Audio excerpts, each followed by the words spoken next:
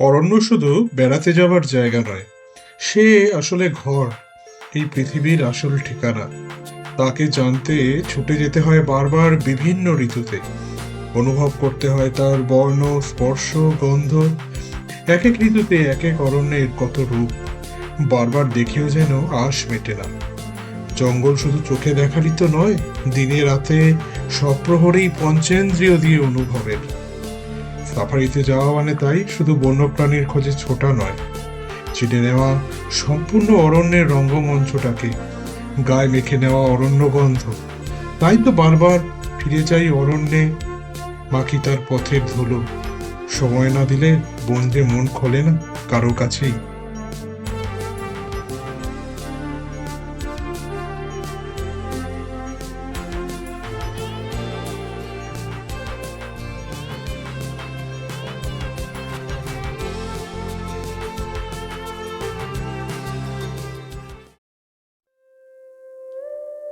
হেমন্তের এই সাত সকালে এসে পৌঁছে গেছি কলকাতা বিমানবন্দরে। দারুণ রোদ ঝলমলে এই সকাল, এবং এই সেই কলকাতা বিমানবন্দর যেখান থেকে বারবার যাত্রা শুরু করি দেশের বিভিন্ন প্রান্তে বিভিন্ন ভ্রমণ গন্তব্যের উদ্দেশ্যে।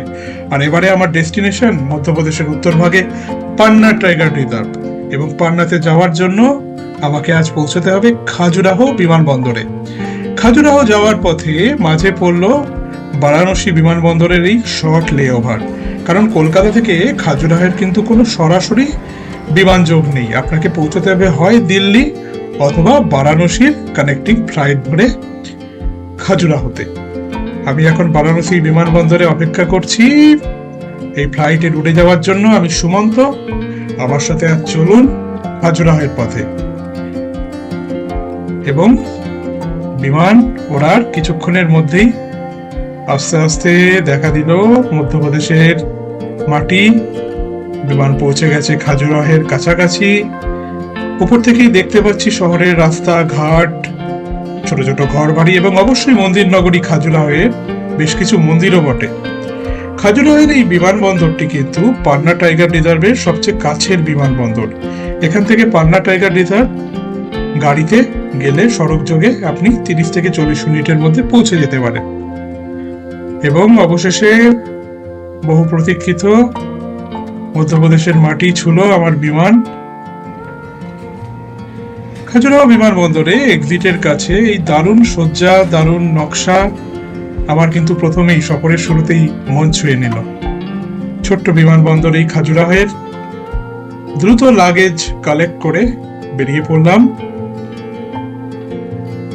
পান্নার উদ্দেশ্যে। বাইরে অপেক্ষা করছিল রূপ সিং এর গাড়ি, এবং দেখতে দেখতে হাইওয়ে ধরে যাওয়ার পর কিছুক্ষণের মধ্যেই চোখের সামনে ভেসে উঠল পান্নার অরণ্য, পান্নার পাহাড়। এবং এসে পৌঁছালাম আমার আজকের মাথা গোজার আস্তানা মধ্যপ্রদেশ ট্যুরিজমের এই প্রপার্টিতে।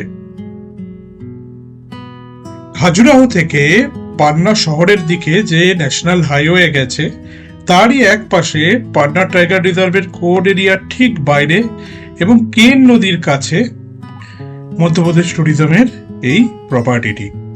মধ্যপ্রদেশ ট্যুরিজমের বাকি রিসোর্টগুলো যেরকম সুন্দর সাজানো গোছানো ছিমছাম হয়, ঠিক সেরকমই পান্না টাইগার রিজার্ভের এই প্রপার্টিও সুন্দর সবুজে মোড়া, দারুণ ল্যান্ডস্কেপিং, দারুণ সুন্দর স্থাপত্যের নিদর্শন মধ্যপ্রদেশ ট্যুরিজমের প্রত্যেকটি প্রপার্টির মতো এই পান্না টাইগার রিজার্ভের ট্যুরিজম প্রপার্টিও।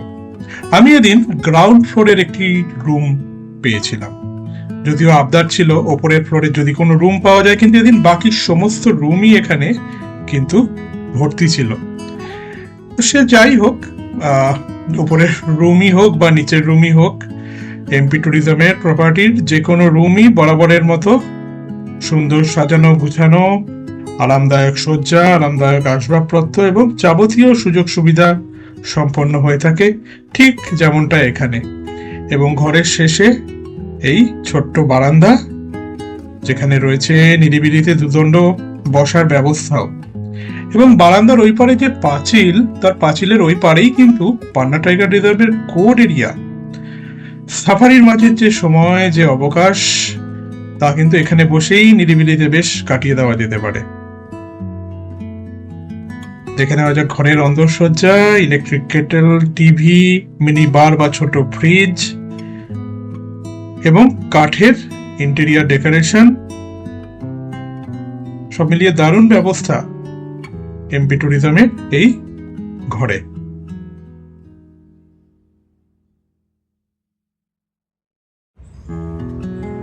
একটু জিরিয়ে নিয়ে চললাম দুপুরের মধ্যাহ্নভোজ শেষ করতে। সেই ভোরবেলা ঘর থেকে বেরিয়েছিলাম কলকাতায় এবং এই বেলা দ্বিপ্রহরে এসে পৌঁছানো পান্নায়। পৌঁছে গেলাম ডাইনিং রুম এবং সেখানে বুফে লাঞ্চ প্রস্তুত ছিল। লাঞ্চ দ্রুত চটপট শেষ করে একটু এদিক ওদিক প্রপার্টিটা ঘুরে দেখতে বার হলাম। সুইমিং পুল থেকে শুরু করে ছোটদের খেলার ব্যবস্থা সবকিছুই কিন্তু রয়েছে মজুদ এখানে। এবং সবচেয়ে যেটা মন কাড়ে তা হলো মাথার ওপর সবুজ গাছের সবুজ পাতার আস্তরণ। তবে এখানে একটা ব্যাপার যেটা বলবো তা হলো হাইওয়ের ঠিক পাশে অবস্থান হওয়ায় এখানে কিন্তু অরণ্যে এসে যে নিরিবিলিটা আমরা সবসময় বা আমি অন্তত এক্সপেক্ট করি তার কিন্তু একটু বিঘ্ন তো ঘটছেই। দ্রুত বড় বড় ট্রাক থেকে বিভিন্ন যানবাহনে চলে যাওয়া সেইটা একটা এখানে রয়েছে, সেটা অস্বীকার করা যায় না। কিন্তু তা সত্ত্বেও অরণ্যের নৈকট্য, প্রকৃতির ছোঁয়া এবং অবশ্যই সুন্দর ছিমছাম পরিপাটি করে সাজানো এই রিসর্ট আপনার মন অবশ্যই ছুঁয়ে যাবে, সম্পূর্ণ করে তুলবে অরণ্য ভ্রমণের আনন্দকে।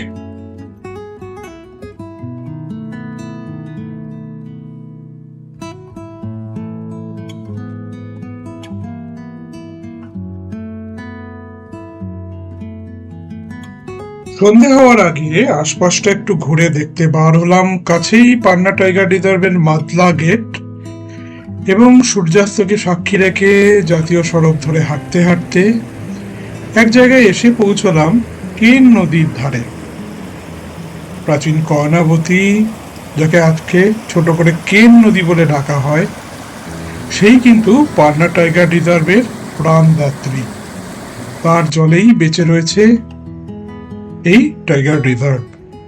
কেন প্রকৃতপক্ষে যমুনার একটি উপনদী, যা কাটনির কাছে অরণ্য থেকে নির্গত হয়ে মধ্যপ্রদেশের মধ্যে দিয়ে বয়ে গেছে উত্তরপ্রদেশের দিকে যমুনার সাথে মিলিত হবার জন্য। এবং অন্ধকার হতে ফিরে এলাম আবার এমপি ট্যুরিজমের রিসর্টে।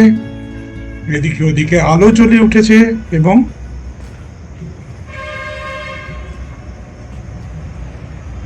মৃদু স্বরে গান বাজছে, কিশোর কুমারের বাংলা গানের সুর। তবে আপনারা দেখতে পাচ্ছেন বারবার বাইরে দিয়ে গাড়ির, বিশেষত বিভিন্ন ট্রাকের চলে যাওয়ার বেশ শব্দ, যা জঙ্গলের এই এলাকার নৈশব্দকে খান খান করে দিচ্ছে।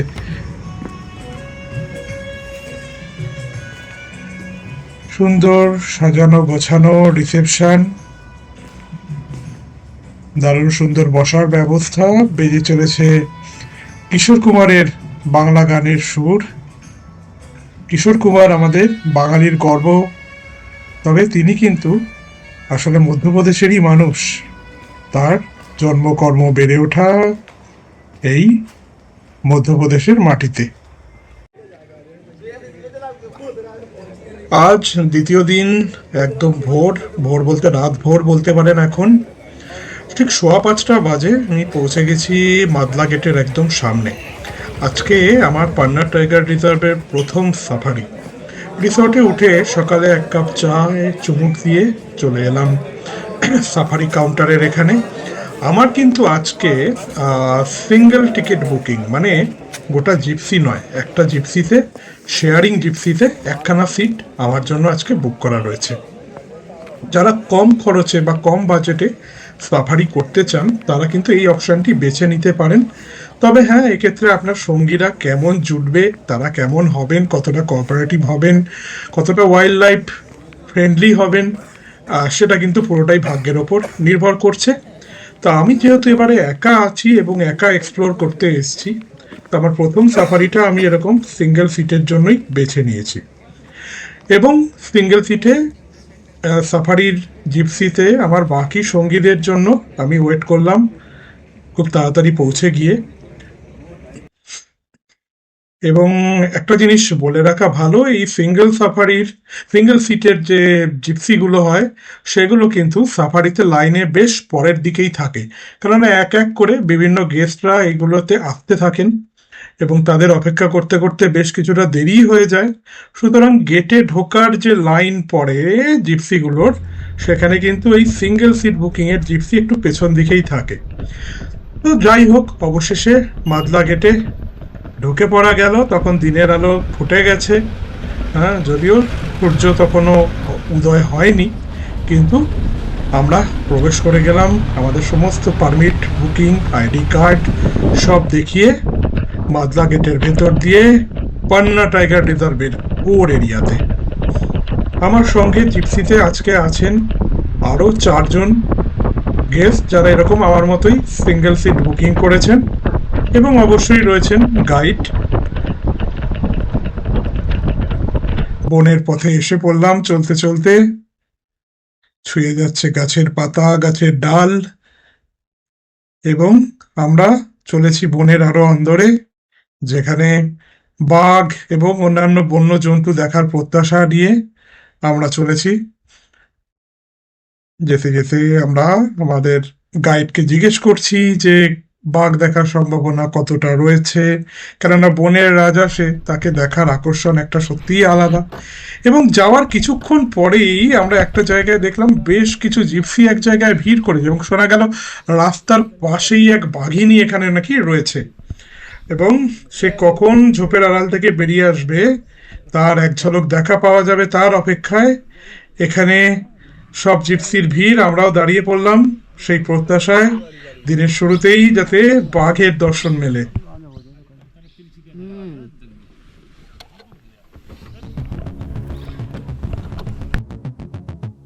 এবং দেখতে দেখতে এক সময় ঝোপের আড়াল থেকে সামনে চলে এলো সে, P141 টাইগ্রেস, পান্নার এই অঞ্চলের রানী। P141 বন দপ্তর থেকে দেওয়া বাঘেদের বিভিন্ন নাম্বার থাকে, সেটাই এই বাঘটির নাম্বার। তার এখন 3টি বাচ্চাও রয়েছে। আপাতত তাকে আমরা দেখতে পাচ্ছি জঙ্গলের ধারে ঝোপের আড়াল থেকে সে বেরিয়ে এদিক থেকে ওদিক যাচ্ছে।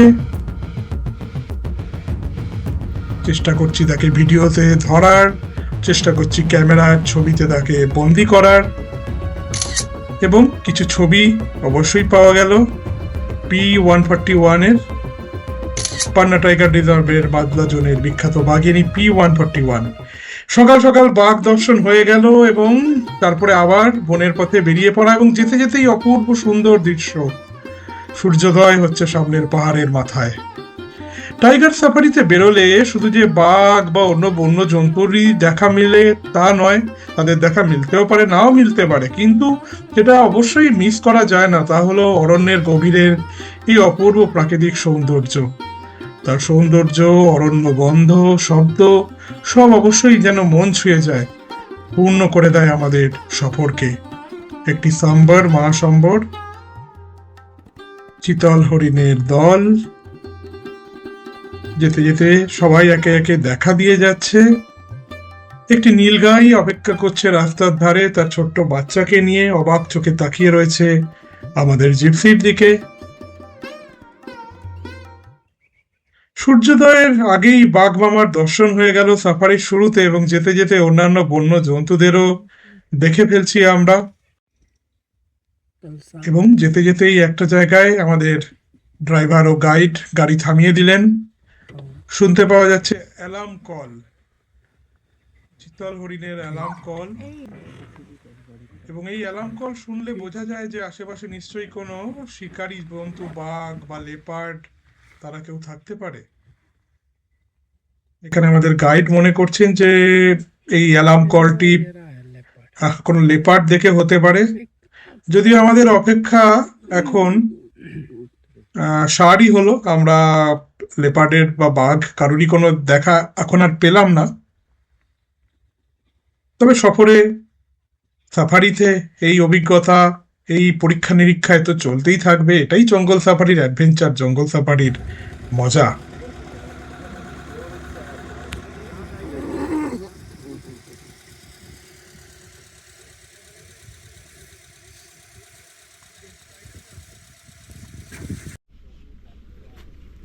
বনের দৃশ্য উপভোগ করতে করতে অবশেষে এসে পড়লাম ভালচার পয়েন্টে। ভালচার পয়েন্ট মানে এখান থেকে কিন্তু আমরা দেখতে পাবো শকুনের দলের ঝাঁককে, খানিক বিরতিও বলতে পারেন। এখানে একটি দীর্ঘ জলপ্রপাত সৃষ্টি হয়েছে যাকে বলা হয় দুধোয়া সেহা। সেহা স্থানীয় ভাষায় ওয়াটারফলসের নাম। এখানে ভালচারদের দেখার জন্য এবং আশেপাশের প্রাকৃতিক দৃশ্য উপভোগ করার জন্য একটি ওয়াচ টাওয়ারও নির্মাণ হয়েছে।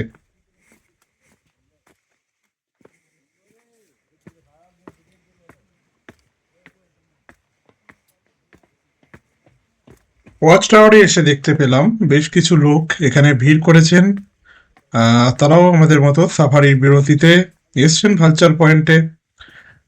ওয়াচ টাওয়ারের ওপর থেকে আশেপাশের দৃশ্য, এই উপত্যকার দৃশ্য দারুণ সুন্দরভাবে উপভোগ করা যায়।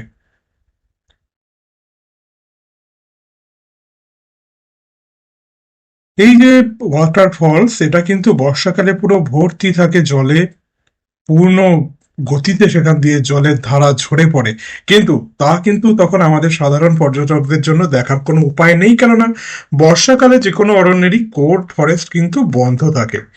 আর যখন জল কম থাকে তখন এই ওয়াটারফলসেরই পাথরের আনাচে কানাচে বিভিন্ন প্রজাতির শকুনেরা, Indian vulture, Egyptian vulture, griffon vulture, এরা এখানে বাসা বাঁধে, তাদের সংসার বানায় এবং বংশবৃদ্ধি করে।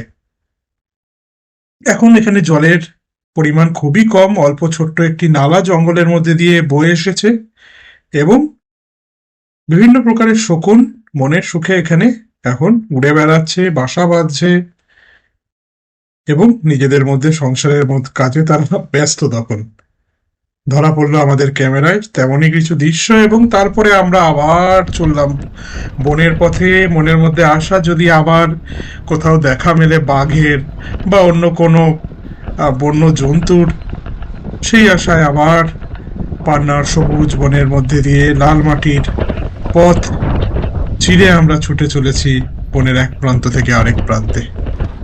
বড়ই মনোরম এই সকাল।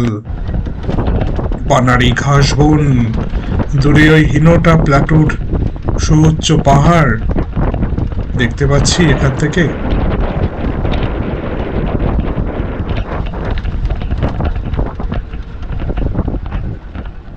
এবং যেতে যেতে এক জায়গায় আমরা দাঁড়িয়ে পড়লাম, কেননা গাছের ওপর এখানে একটি পাখির দেখা পেয়েছি আমরা। বসে রয়েছে সে, এবং সে হলো পেরিগ্রিন ফ্যালকন, একটি শিকারী পাখি। তাকে সেখানে গাছের দেখে আমরা আবার চললাম বনের পথে এবং এসে পৌঁছলাম কেন নদীর ধারে। কালকে কেন নদীকে দেখেছিলাম জঙ্গলের বাইরে জনপদের মধ্যে দিয়ে চলে যেতে, আর এখন দেখতে পাচ্ছি জঙ্গলের কোর এরিয়ার মধ্যে দিয়ে সে বয়ে চলেছে। বড়ই দারুণ ল্যান্ডস্কেপ, বড়ই সুন্দর এখানকার প্রাকৃতিক দৃশ্য। নীল আকাশ, তার নিচে এই পান্নার সবুজ অরণ্য, আর সবুজ এই কেন নদীর জলের বয়ে চলা তার মধ্যে দিয়ে। এবং দেখতে পেলাম দূরে একটি মাগরমাছ বা ক্রোকোডাইল রোদ পোহাচ্ছে জলের ধারে নদীর পাড়ে। আমরা এসে পৌঁছলাম কেন নদীর বোটিং পয়েন্টে। কেন নদীতে কিন্তু কোর এরিয়ার মধ্যে আপনারা 15 মিনিটের জন্য বোটিং করতে পারবেন। একমাত্র টাইগার রিজার্ভ যেখানে কোর এরিয়ার মধ্যে জিপসি সাফারির পাশাপাশি বোটিং এরও আনন্দ লাভ করতে পারেন, বোটিং এর অভিজ্ঞতা লাভ করা যায়, যা একমাত্র পান্নার এই মাদলা জনেই সম্ভব। 15 মিনিটের মোটর বোটের ভাড়া 600 টাকা। সর্বাধিক 4 থেকে 5 জন লোক মোটর বোটে যেতে পারে। আমাদের গাড়িতে আমরা 3 জন, সবাই নয় 3 জন আমরা ঠিক করলাম আমরা অবশ্যই এই অভিজ্ঞতা অনুভব করব। কোর এরিয়ার মধ্যে কেন নদীর মধ্যে দিয়ে বয়ে চলা সে এক সত্যি অসাধারণ এক অভিজ্ঞতা। ভাবতেই রোমাঞ্চ লাগছে, এবং ভাগ্য যদি সুপ্রসন্ন থাকে নদীর ধারে দেখতে পাওয়া যায় কখনো কখনো বাঘের। জানি না আমাদের ভাগ্য কেমন প্রসন্ন হবে। নেমে চলেছি কেন নদীর ধারে, এবং তখন মোটরবোটটি তার আগের রাইড শেষ করে সেখানে যে ঘাটটি রয়েছে সেখানে এসে উপস্থিত হয়েছে।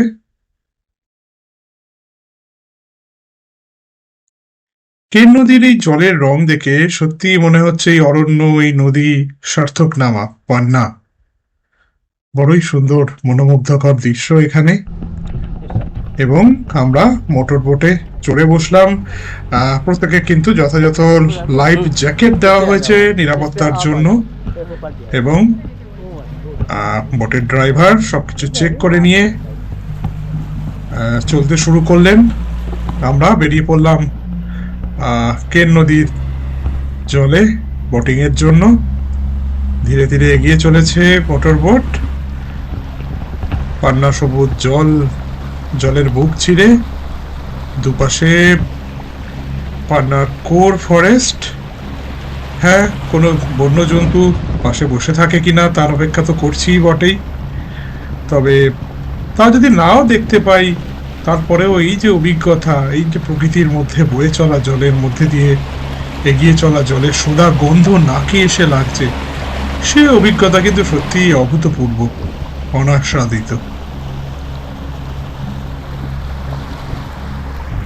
এদিক ওদিক বিভিন্ন পাখি তারা বসে রয়েছে দেখতে পাচ্ছি পাথরের ওপর, নদীর পাড়ে। পেন্টেড স্টর্ক, বিভিন্ন রকম কর্মোরেন্ট, এদের সবারই ছবি আমার তোলা আছে আগে থেকেই। তো আমি এদের ছবি তোলার জন্য খুব একটা আর উদ্যোগী হলাম না। নজরে রাখছি যদি এমন কিছু পাখি বা জন্তুর ছবি পাই যার ছবি আগে আমার কাছে খুব একটা নেই। আমাদের গাইড সাহেব এবং বোটের ড্রাইভার তারা নদীর দুপারে নজর রাখছেন, যদি তারা আমাদের কোনো সাইটিং এর সুযোগ করে দিতে পারেন। মনে রাখা ভালো, কেন নদীতে কিন্তু বেশ ভালো সংখ্যায় ক্রোকোডাইল বা মগরমাছ রয়েছে, এবং ঘড়িয়ালেরও একটা বেশ সংখ্যা রয়েছে। যদিও ঘড়িয়ালদের সব এলাকায় পাওয়া যায় না, কিন্তু মগরমাছ বা কুমির কিন্তু কেন নদীতে খুব ভালো সংখ্যায় রয়েছে। এবং দেখতে দেখতে আমরা নদীর পাড়ে দেখতে পেলাম এই মহারাজকে, এরকম বেশ কিছু ক্রোকোডাইলকে কিন্তু আমরা দেখতে পাচ্ছি নদীর এদিকে ওদিকে পাড়ে শুয়ে রয়েছে। এবং একটা রাউন্ড চক্কর মারা শেষ করে আমাদের বোট আবার ফিরে চলেছে বোটিং পয়েন্টের দিকে।